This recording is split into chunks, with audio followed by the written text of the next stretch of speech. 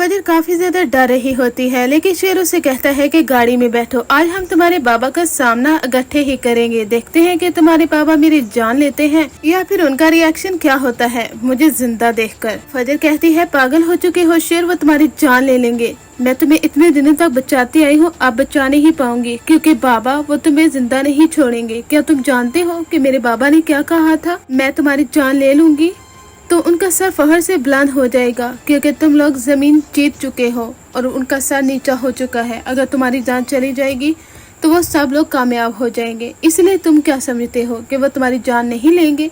ऐसी गलती मत करो शेर। लेकिन शेर फजर को गाड़ी में बिठाता है और आहर वो उसके घर की तरफ रवाना हो जाता है। इधर आप देखेंगे कि जब गाड़ी उनके घर के पास पहुंचती है तो फजर के बाबा ऊपर से देख रहे होते हैं और कहते हैं कि अपने बेटे की जिंदगी की भीख मांगने आ रहा है बदर। यानी इन्हें यही गलतफहमी होती है कि बदर जमान आ रहा है शेर की जिंदगी की भीख मांगने, लेकिन उन्हें क्या मालूम कि इस गाड़ी में कोई और नहीं बल्कि शेर और फजर हैं, बदर जमान नहीं। वहाँ पर उनके घर वाले कहते हैं बदले में हम उनसे जमीन वापस लेंगे। अगर वो अपने बेटे की जिंदगी चाहते हैं ना तो जमीन तो उन्हें हमें वापस देनी होगी। ये जो सुहाने ख्वाब होते हैं जो फजर के बाबा और उनके दादा देख रहे होते हैं, लेकिन उन्हें नहीं मालूम कि गाड़ी में से कौन निकलता है।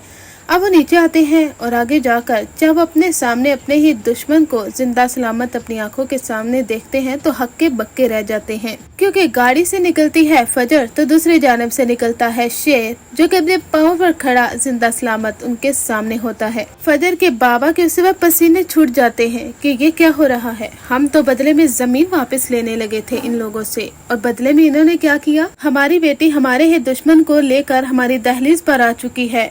जब फजर आगे बढ़ती है तो उसके बाबा कहते हैं कि वहाँ पर ही रुक जाओ, तुम आगे नहीं बढ़ सकती, तुम हमारी ही बेटी हो ना फजर। जो कुछ तुमने आज हमारे साथ किया है ना, मैं सोच भी नहीं सकता कि हमारी बेटी हमारे ही खिलाफ जाकर हमारे दुश्मन को हमारी आंखों के सामने लाकर खड़ा कर देगी। फजर काफी ज्यादा डरी हुई होती है। शेर आगे बढ़ता है, वो कहता है कि आपको गलतफहमी हुई है, आप लोग मेरी जान लेना चाहते थे, लेकिन फजर ने ऐसा नहीं किया क्योंकि उसने एज अ डॉक्टर फर्ज अदा किया है एक पेशेंट की जान को बचाकर।